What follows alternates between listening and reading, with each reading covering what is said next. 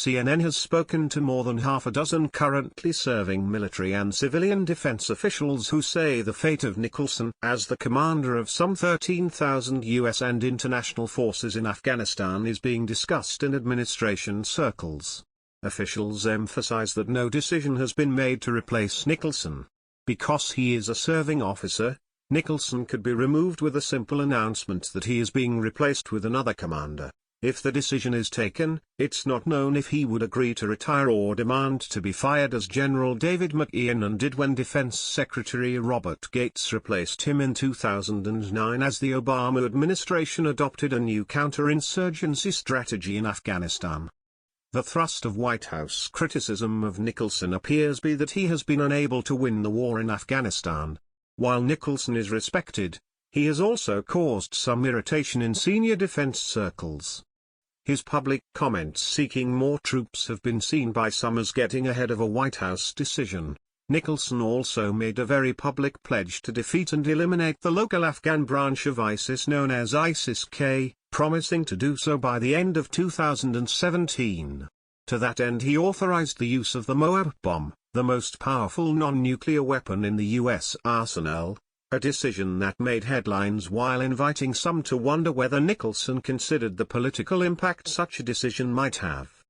He also caused consternation inside the Pentagon by unilaterally changing policy on how the public is notified of troops killed in action in Afghanistan. One official told CNN it's just personalizing the president's frustration by singling out Nicholson.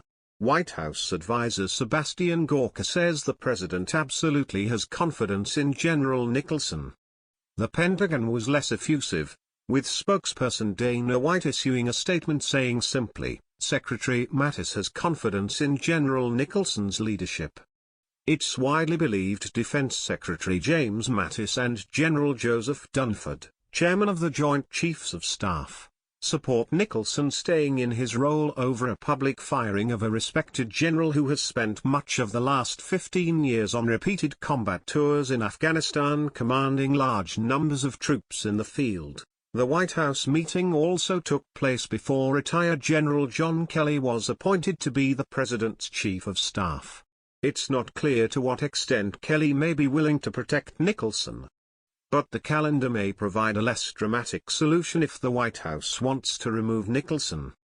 Nicholson took command in March 2016 for a tour of duty that typically does not last longer than 2 years. But several recent commanders have served shorter tours for a variety of reasons.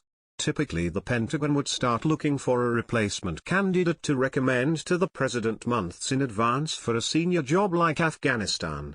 Tillerson says U.S. is willing to talk to North Korea. This could all lead to Nicholson still being replaced in the coming weeks or months pending what might be a controversial confirmation process for a new commander.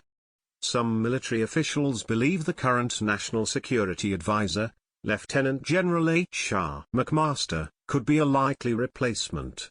McMaster is a 3-star general but would still have to face Senate confirmation. Officials familiar with the White House meeting say Trump looks at the war against ISIS in Iraq and Syria and sees success. But when it comes to Afghanistan, he doesn't see a winning effort. Mattis has also said the U.S. is not winning in Afghanistan and Trump is looking for a strategy he can be assured will lead to a win.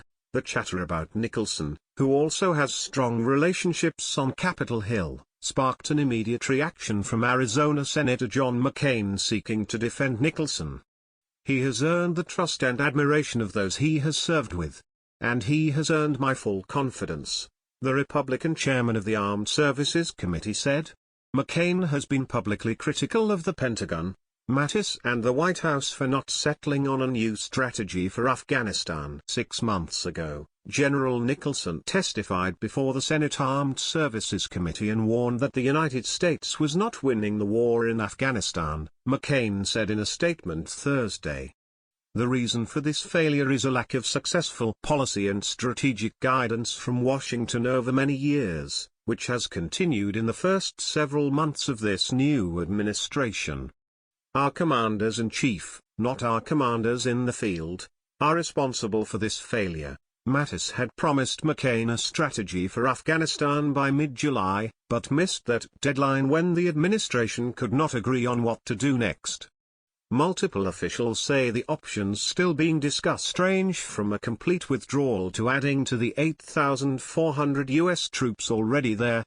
Nicholson has advocated for adding a few thousand U.S. troops specifically in order to buy time for the Afghan forces to be better trained and look after their own security. One official close to him told CNN McMaster has backed sending more troops, so if that option becomes the approved strategy it might bolster the case to send him to Afghanistan, several officials say.